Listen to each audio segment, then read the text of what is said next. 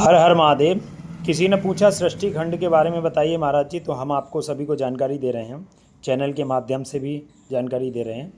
देखिए, सृष्टि खंड के बारे में आपको पढ़ना हो तो श्री शिव महापुराण के आप 200 पेज नंबर 219 पर रुद्र संहिता में सृष्टि खंड पढ़ सकते हैं।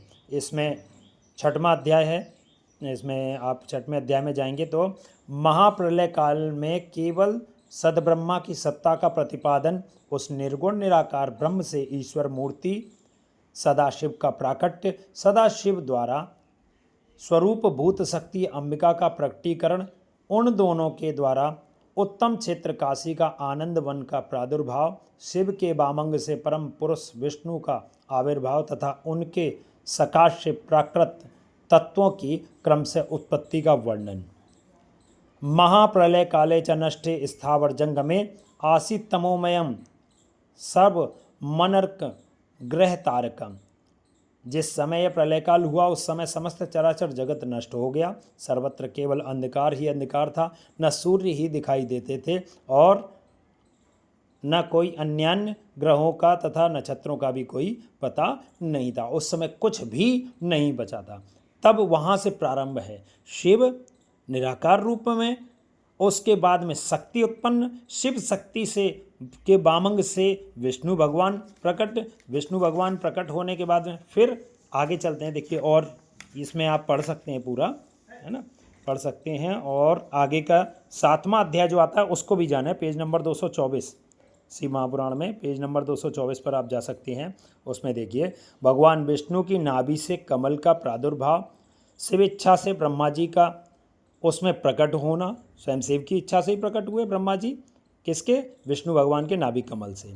कमल नाल के उद्गम का पता लगाने में असमर्थ ब्रह्मा का तप करना, श्री हरि का उन्हें दर्शन देना, विवादग्रस्त ब्रह्मा विष्णु के बीच में अग्नि स्तंभ का प्रकट होना तथा उसके ओर छोर का पता ना पाकर उन दोनों का उसे प्रणाम करना। देखिए, ब्रह्मा विष्णु जब प्रकट हुए, पहले तो विष्णु प्रकट हुए वामंग से, फिर दूसरे अंग से उन्होंने अपने स्वयं अपनी शिव ने अपनी इच्छा से ही विष्णु के नाभि से कमल उत्पन्न किया। कमल उत्पन्न हुआ तो उसमें से ब्रह्मा जी प्रकट हुए। दोनों आपस में ये कहने लगे कि आप मुझे पूजो, आप मुझे पूजो, मैं बड़ा हूँ, मैं बड़ा हूँ। दोनों में ये बहस हुई।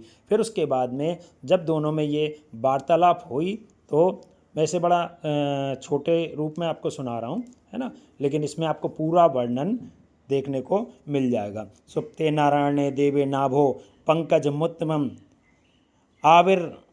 आविर्बभूव सहसा बृहद्दे शंकरेच्छया।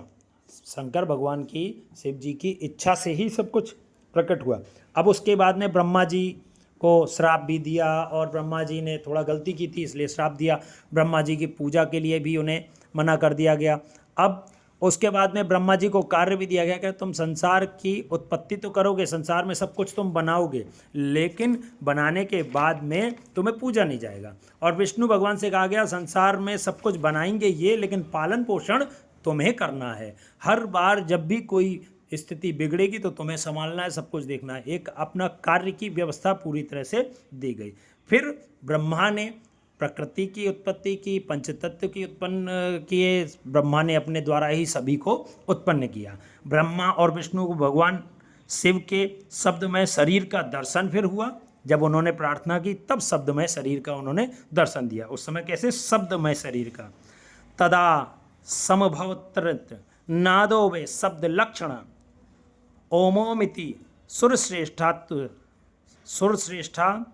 श्रेष्ठात सुव्यक्त प्रत लक्षण। उस समय वहाँ उन सुर श्रेष्ठ से ओम ओम ऐसा शब्द रूप नाद प्रकट हुआ जो स्पष्ट रूप से लुप्त स्वर में सुनाई दे रहा था। आगे चलते हैं, काफ़ी कुछ है उसमें, सब कुछ दे रखा है। ये पेज नंबर, ये 8वां अध्याय आप पढ़ेंगे। ये सृष्टि खंड में आप ये 2-3 अध्याय आप पढ़ लेंगे तो काफ़ी इसमें जानकारियाँ आपको प्राप्त हो जाएंगी। कहीं भटकने की आवश्यकता नहीं है। हम पूजा करते हैं पंचतत्व की, और पंचतत्व की जब पूजा करते हैं तो पंचतत्व की पूजा के अनुसार ही हम प्रकृति को पूजते हैं, और प्रकृति का निर्माण, प्रकृति में ही हर रूप में ईश्वर की स्थिति बनी हुई है ना। हर हर महादेव।